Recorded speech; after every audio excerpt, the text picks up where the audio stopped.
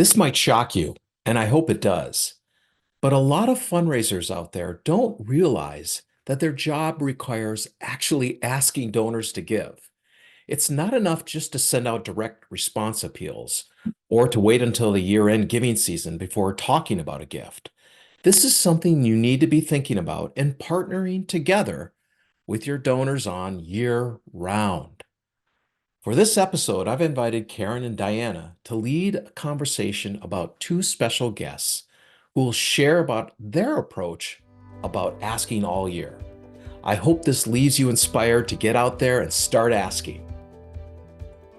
Welcome to the Nothing But Major Gifts podcast from Veritus Group, featuring Richard Perry and Jeff Schreifels.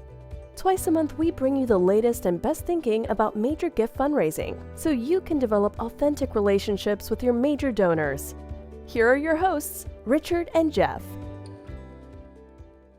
Welcome to the podcast today. I'm Karen Kendrick, and my colleague Diana and I are hosting the podcast today to talk to you about one of the most important topics in fundraising, asking for gifts. You wouldn't believe how often we talk to fundraisers who don't ask at all. They let the standard year-end appeal do the work, or they send the donor information about a program they care about, hoping the donor will decide to give. Asking is, as you can imagine, one of the most important parts of your job. And when you're coming into your donor strategy from a transformational place instead of a transactional one, you'll find that you really are asking for gifts all year long. To help share more about the importance of asking and how to move yourself out of a transactional approach to giving, Diana and I have invited two very special guests to join us. We have Sarah Coen-Frei, currently serving as Senior Individual Giving Manager at Minnesota Public Radio. Sarah is a licensed social worker in Minnesota and draws deeply from her background in faith-based community organizing when connecting with donors. She has recently elected to the board of AFP Minnesota and volunteers for the community-centric fundraising movement. That's all wonderful. Congratulations. And we also have with us Fritz Gutwein, Major Gift Officer at Bread for the World. Fritz has run successful development and communication campaigns for nonprofits in Louisville, Kentucky, and the District of Columbia for 25 years. Fritz is educated in international and religious studies from the University of Florida and theology and ethics from Southern Seminary. His travels throughout the Americas and Africa, as well as his experience as a therapeutic foster parent, have opened Fritz's eyes to human suffering and have helped make addressing poverty his life passion. Fritz fishes, cooks, and lives in St. Petersburg, Florida with his wife, Mary. Welcome to you both. So Diana, I'd love you to start us off by sharing a bit more about why it is so important to ask your donors for gifts throughout the year. Karen, I want to pick up on what you said. There are many fundraisers who don't actually ask at all, and they're quite proud of it. They think all they need to do is reach out from time to time and the gifts will magically appear. And it's kind of related to training donors to operate in a transactional way, because our whole fundraising industry sort of focuses on the year-end ask. There's a lot happening at year-end, so we think that's the only time a donor will give. So we focus our energies there. It might also be your fiscal year-end. If that's a different time of the year, you kind of get in the habit of thinking, oh, it's June 30th, I've got to ask kind of thing, because our internal deadline is now. Or if a donor is a monthly donor, we get into the habit of thinking that's the only thing they're going to do. They're a monthly donor, they're recurring. I need to leave them alone and never ask them, even if there's something they might be interested in. Or they're in a membership program giving $25,000 a year, and that's all you do. They give you're just happy, you're thrilled they give their $25,000 a year, and they never think about how there's a lot of folks who would love to give more. So they might give $25,000 year over year over year, but they've never been asked to consider anything else. Yeah. And then the other part of is the idea of asking year round. If you're the gift officer, it means you have to be tuned into your donors' giving preferences, what they're talking about, what they're interested in. And so you know when you can ask them. And I know that you, Sarah and Fritz, you have some great examples about that. And you're not saying ask every donor all year round for gifts. Nope. We're saying you don't only ask in the fourth quarter. You might ask again in March because there's a neat project your donor might be interested in. Exactly. You have to know what the donor cares about. Cool. So let's talk about how our permission-based asking model helps to alleviate some of the pressure around asking. Thank you so much, Diana. Those are really great points to start us out. So Sarah, talk to us about PBA. Absolutely. Well, I'm so grateful to be here and have this conversation about permission-based asking. I think it's a a really important and part of my fundraising experience and philosophy.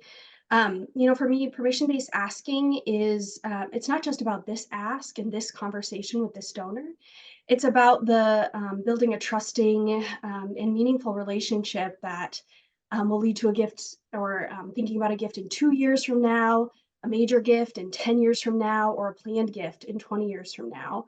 And I think the ability to kind of zoom out and look at that broad relationship and that long-term goal, and move from this kind of, it has to be this gift right now, this opportunity, which can feel sort of frantic or like I'm reaching for control, into a conversation where we're partnering together. Let's have a conversation. Let's explore possibilities to deepen your generosity and make the kind of impact you want to see in your community. And an important part of that for me has been the organization I'm at. Minnesota Public Radio is deeply supportive of that.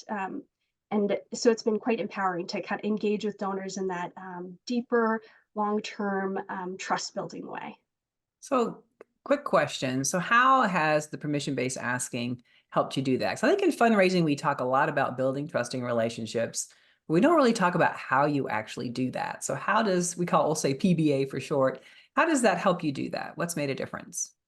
Yeah, I think sometimes we have some bad habits in philanthropy, that we think that we need to sit down and create this perfect situation or this perfect script where the donor feels like they have to agree on the spot to a gift that they may or may not feel comfortable with. And I never want that to be the situation. I want my donors to walk into the conversation feeling confident and excited about that donation, and feel ready to make that deeper investment, that we're engaging in this work and conversation together, rather than I'm looking for a gift and they're have to provide it. Thank you, Sarah. It is that having those tools along that journey to build that trust. So thank you so much. That's really helpful. So how do you both work with donors who give outside of the regular schedule for giving? How do we think about that? Sometimes, like Sarah said, we get in habits, right? So how do we think broader and get out of that habit by you all giving us some examples? I think that will really help us. So Fritz, why don't you start us out? Sure. Again, along with Sarah, I'm happy to be a part of this discussion. The permission-based asking and thinking outside of the box of when we ask folks to give has really helped me a lot in my organization. One example I have is we have a gala in the middle of the year. And that is another one of these times that's kind of transactional. You ask for sponsorships, you ask for people to be involved in the event and to buy tickets, and everything seems to happen at the event. I work with a donor couple who have come and supported our gala for years. They've been sponsors. They've given at a 5-figure level for several years in a row, but we knew they wanted to go deeper. And so what we did with the event was, and we had conversations with them. I talked with them at the event. Our CEO had some time with them. And we determined that we wanted to have a follow-up meeting and really address something outside of that event. So a couple of weeks later, our CEO and VP of development met with this couple. They were going to be in that city anyway. And they met with them and had a nice conversation and understood something that this couple was very interested in. We'd had an idea they wanted to make a larger investment and what that area of interest was. And we were able to get more information about that during that meeting. So then we took that, and a couple of weeks after that, we presented them with a proposal that would increase their giving by 4-5 times over the course of through each year over 5 years. And to our surprise, but not really, they accepted. They said yes. And their giving increased. And this is exclusive of what they're doing as far as that transactional relationship with us in sponsoring the gala. They're doing that in addition to helping us develop a brand new program at Bread for the World. And it's transformational for them, it's transformational for us, and it's really transformational for the people who are involved. That is a great example, right? Because there's a pressure to meet the dollar amount for the gala. And so you achieve that and you're like, I'm done. I don't have to think about this anymore. But that's not thinking about the donor at all. So your approach there was spot on. And as you said, what a joyful experience for Bread and for the donor. Incredible. And I have a couple questions. Exactly. A couple questions. So how did they indicate they wanted to do more? Like what what did you hear that helps you know to come with a new idea and come listen to their passions and interests in a new way? Well, they'd given us clues throughout the years. Actually, like pre-pandemic, they sponsored an event in their home for us, and so we knew they wanted to do more there. And then the pandemic hit, and all of those things kind of shut down for a while. And then they expressed interest.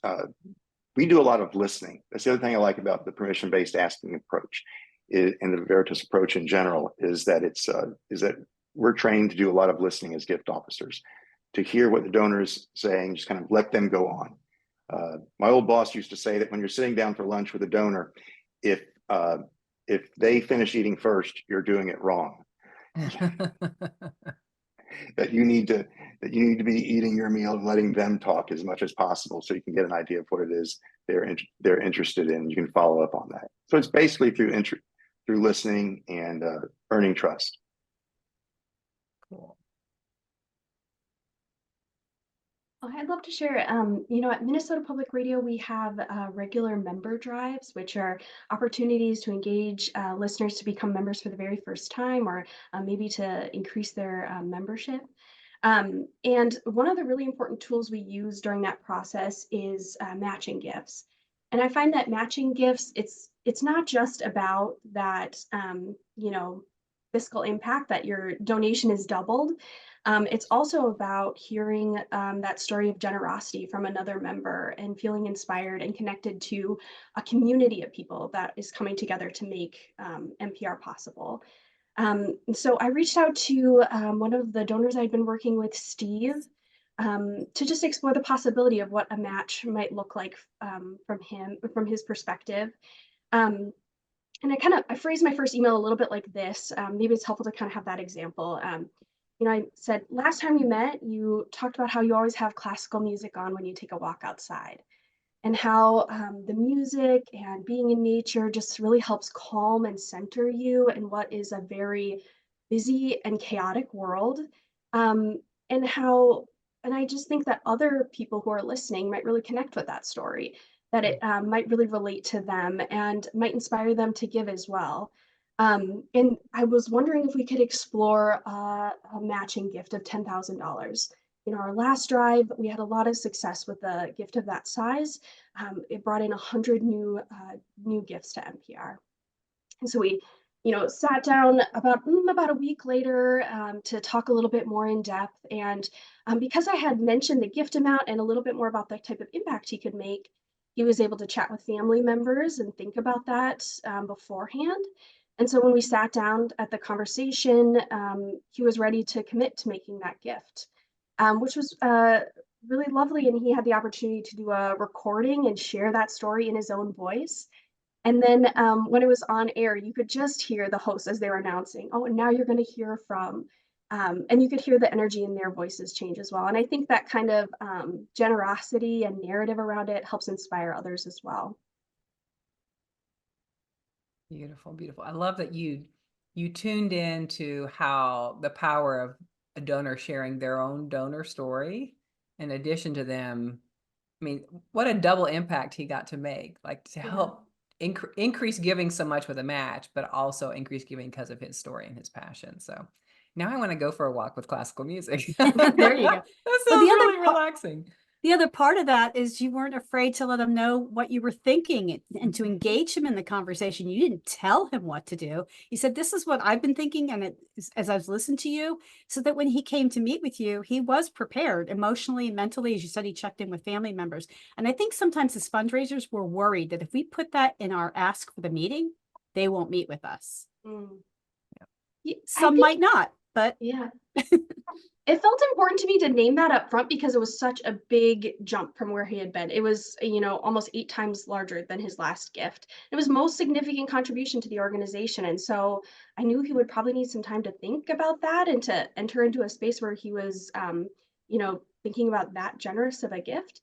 And I think it really did help prepare him so that the conversation went a lot smoother, that we weren't dealing with the anxiety of hearing that amount for the first time. We were talking about the type of impact that we could make. I love that because, when you hear a big amount for the first time, a donor's got to process that. They may go into a little fight and flight. They got to think about who to talk to, how that impacts. They may very much want to do it, but giving him that time. Other thing is, you didn't just send that email in a vacuum. You had a relationship that you'd been following up and talking with him. And so that's what made a big difference in that process as well. So, yeah, I have a story about how that's pretty important about donors knowing what the meeting is about as well. Yes. It's pretty quickly here. There's a donor I've been trying to get a meeting with for a long time, and they'd given to us regularly on a monthly basis, and I couldn't get the meeting. And then I used a colleague that's at our office that knows them very well, happened to be this person's pastor, and so I asked them to ask for the meeting and if I could join, and they did, and this donor came. About halfway through the meeting, we were having a lovely conversation, and she revealed that when she was talking to her husband, she decided to leave her checkbook at home because she didn't want to be asked and have to write a check then and there.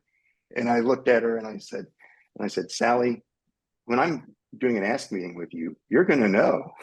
It will be in advance and you'll understand what the meeting is about. This is for us to get to know each other and for me to understand why you're engaging with our organization. I love that you added that story, Fritz, because the more we hear these examples, the more we get inspired as fundraisers and can think outside the box. So starting with you, Sarah, let's add some more here. Good stuff. What has your experience been with donors changing their typical giving season? Like, how do you adjust for that? How did that come up? Talk about that. Yeah, there's an opportunity to make a special gift towards our 2024 election coverage. And that was kind of happening outside of the regular pattern of the giving that this donor had. They were monthly sustaining donors. And so I was kind of interrupting that, monthly process by bringing them a new interesting opportunity. But through our conversations, discovery conversations, I had found that they were really passionate about fair and balanced election coverage, that they were really thinking a lot and worried about the next election cycle and wanted to make sure that they had reliable information about it. And that's something really important that NPR can bring. I had asked this donor to sit down and meet with me about the possibility of making a gift towards the 2024 election coverage. And, I had prepared, I was ready. I'd read all the information possibly available. I knew exactly what I was going to say. I had a really thoughtful agenda and I was practiced.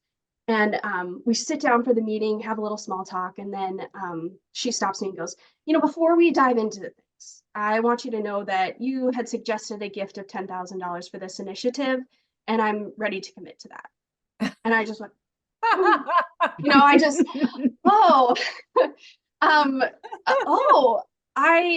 I realized it wasn't just about me preparing this perfect ask and having this perfect timing. It was about the relationship. It was about the trust that she had built with the organization in the last 20 years that she had been a member.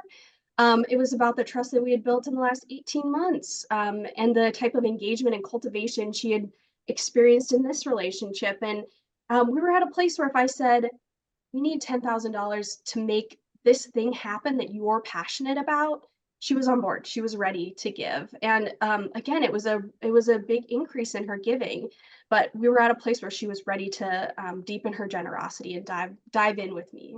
It was a real great correction to kind of I have to have this perfect presentation to, okay, we're in this together. So what were her indicators that she was ready for you to do something bigger and bolder? I love that story. Yeah, I think the way she spoke about news coverage, about election coverage, about the way she thought about it, not just as a personal service that she was, consuming or engaging with, but about the type of impact she wanted to make on our community. And that sort of shift for me is a real indicator. It's where I think kind of the meat of my work is helping people shift into this community mindset, into this impact mindset.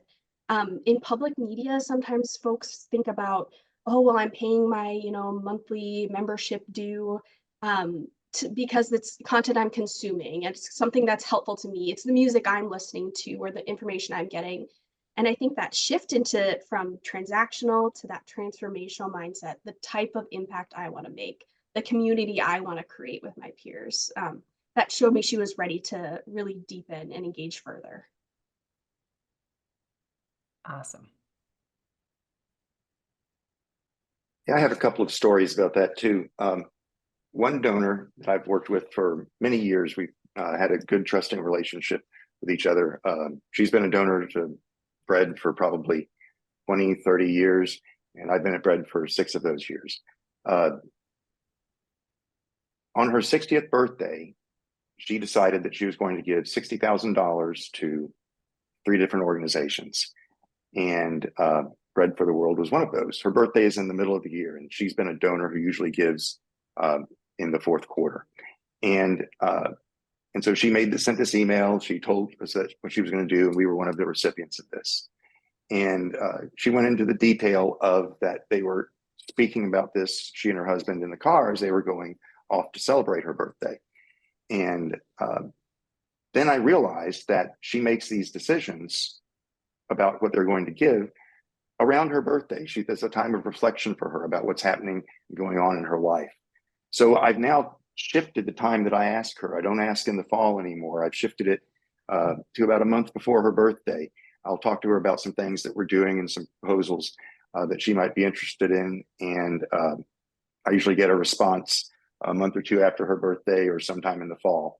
And but the giving has moved from fourth quarter to third quarter based on her with that. That's a great point, Fritz, because as fundraisers, we don't often ask that question. When do you, as a family, consider your philanthropic support for a year? Is there a time when you gather? Is there a time when it would be more helpful for you if I got some information to you to consider? We don't ask that. We just get on this track and stay there.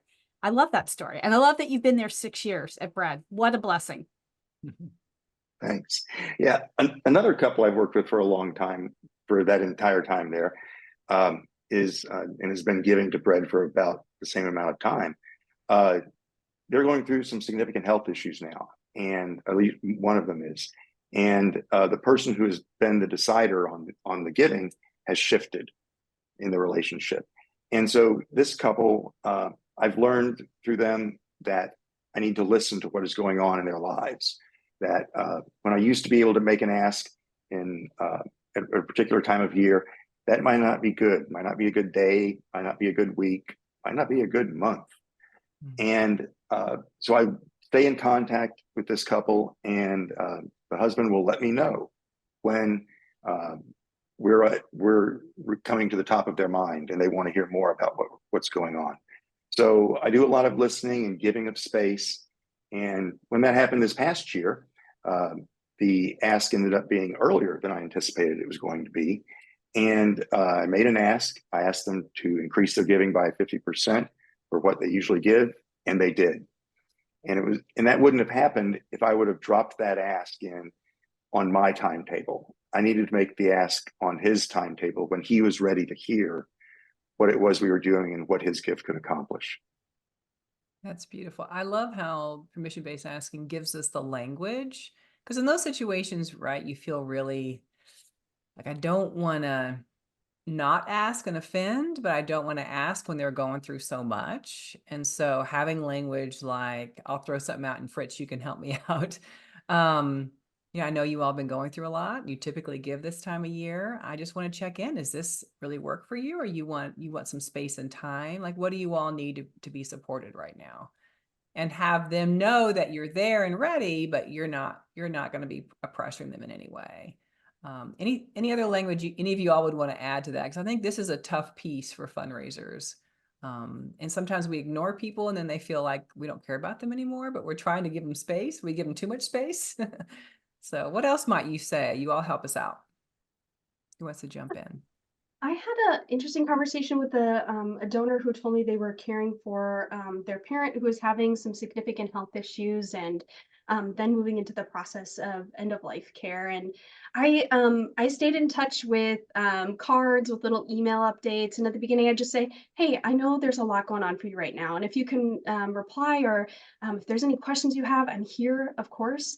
But if not, no problem. And I got a couple text messages and cards back, and I could just tell that kind of that consistency showing up, because I do care. I care about my donors.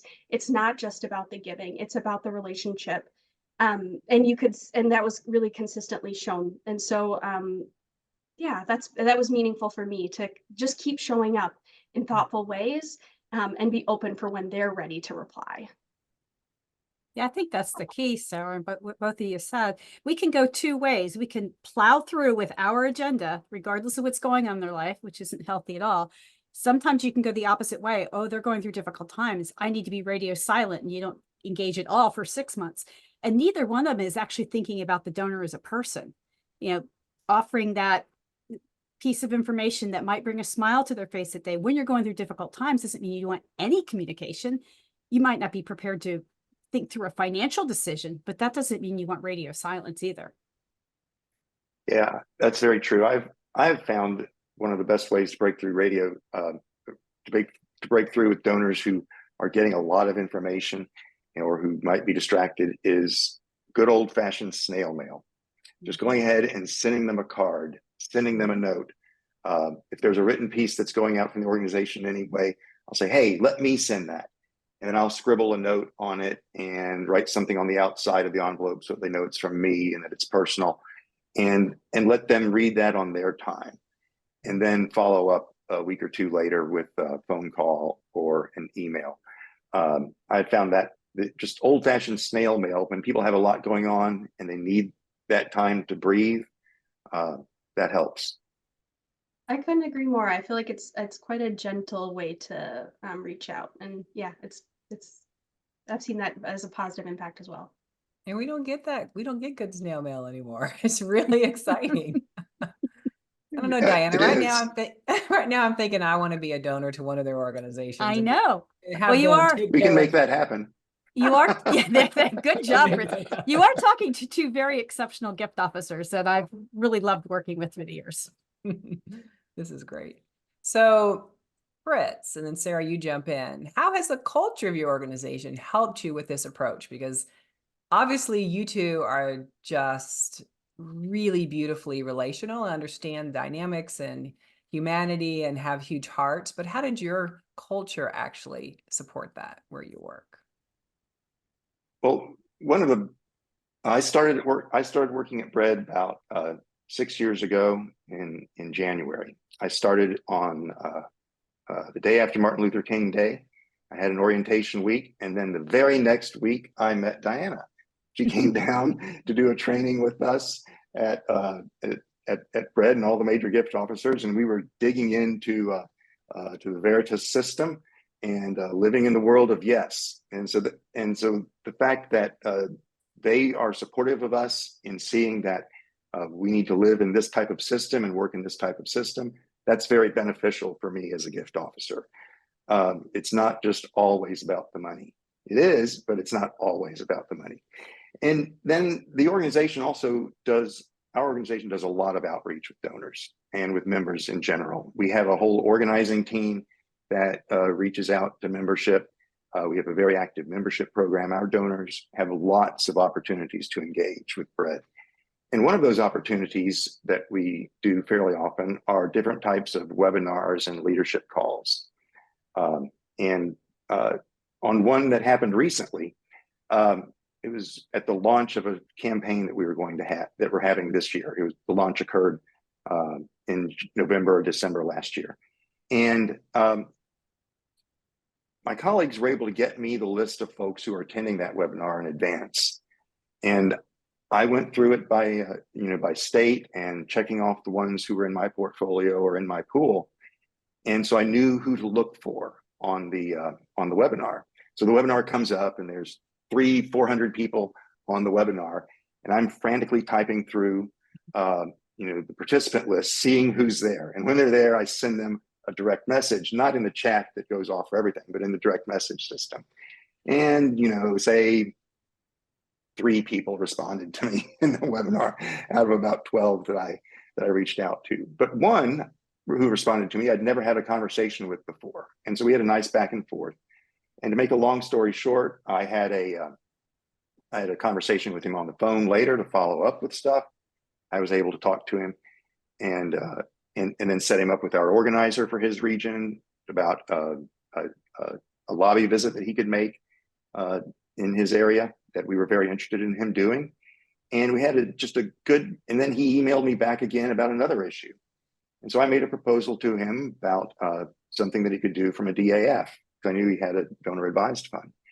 And he made a gift that was above and beyond what I had asked for, and was a gift that was probably 5 to 10 times what he would usually give.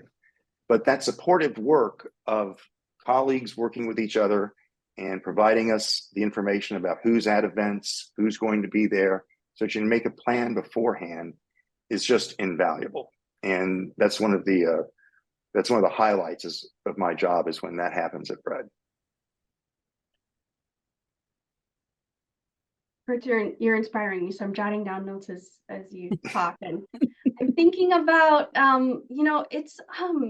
it's a unique thing to create the type of environment where this can happen, and I'm thinking, how do you share that with others? I see this type of philanthropic approach and heart for relationships, not just top down, which absolutely it is, but also horizontally. Our gift officers are collaborating all the time. We're talking to each other about ideas. We're supporting one another, and we're celebrating wins that aren't just about the gift.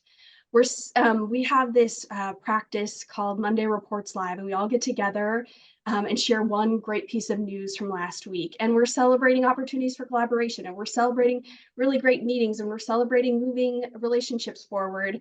And we are celebrating gifts, and we're celebrating generosity too, but it's a piece of this larger picture. And I think that's really helped create an environment where I can see the value in relationships and trust, and have this eye towards this larger vision for the relationship with the organization and the health of the organization too, long term. Beautiful. I love that. So many wonderful nuggets today. So let's just do a little round robin. The last bit of wisdom you want to say before we close out. We'll do Diana, Fritz, and then Sarah. Boy, last bit of wisdom. Mm-hmm. When I was a gift officer, last time I was a frontline gift officer, I was in the Razor's Edge data CRM. And one of the things it had there was a very powerful tool called the chronological view. So sometimes I'd be thinking, I don't know if the donor's really ready. I get all this stuff going in my head. I was able to, it was a little hourglass. I was able to click that, and I could see sequentially everything that had been happening in the last year. And it reminded me to get off of myself and my feelings and think about where the donor is and what your journey is. So always don't let your own feelings hold you back. Take a step back. I loved what both of you said. You worked with donors who'd been giving for years. They are connected to your organization. That's the most important thing. And remember, it's there. You just need to keep cultivating that. Fritz, thank you, Diana. Yeah, I like to say that major gift fundraising is a science and an art. It's a science because the data and stuff kind of leads us to where we need to go. And then the art is the art of listening, and then the art of asking. If I'm asking before I'm listening, that's a problem. But when I listen to donors and I use tools around active listening, where I can ask them questions that tell them more about that bring out more about what they're interested in, I can usually end up matching their passions with our mission and go from there. But I think the best words of wisdom is to do a lot of listening. Thank you.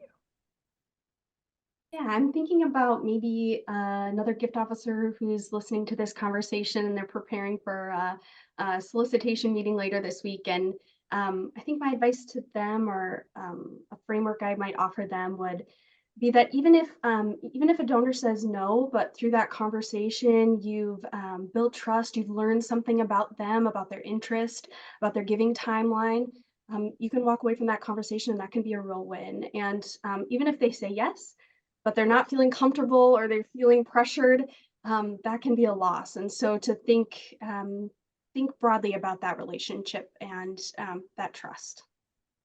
Thank you. So thank you all for joining me today for this episode. And I hope that you got some valuable takeaways that will help you confidently ask your donors for gifts all year long. If you'd like to learn more about how to ask for larger gifts that are aligned with your donors' passions and interests, check out our live workshops on this topic. You can find a link to those in the show notes or on our website under free resources. Take care, and we'll see you next time. Thank you for joining us for the Nothing But Major Gifts podcast from Veritus Group. Richard and Jeff also write an ongoing blog that you can subscribe to for free at veritusgroup.com. Please join us again next time.